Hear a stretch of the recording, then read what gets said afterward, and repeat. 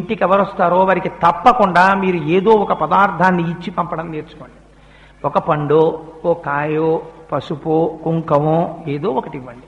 ఎందుచేత అంటే మీరు చేసిన ఆరాధనకి ప్రీతి చెందితే భగవానుడు ఏదో ఒక రూపంలో వస్తాడు.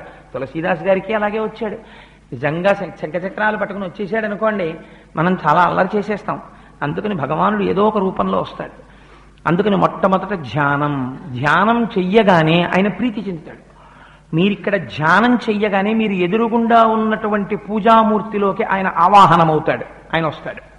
మీ విశ్వాసమే ప్రాతిపదిక. ఆయన వచ్చారు, వస్తే మీరేం చేయాలి? ఆవాహనం, స్వాగతం చెప్పాలి. కాలింగ్ బెల్ మోగింది, కిటికీలోంచి నీడ కనపడింది. అంత పొడుగ్గా ఉన్నారు, పెద్ద జుత్తు లేదు, మనిషి తెల్లగా ఉన్నారు అంటే దొరగారు వచ్చారు.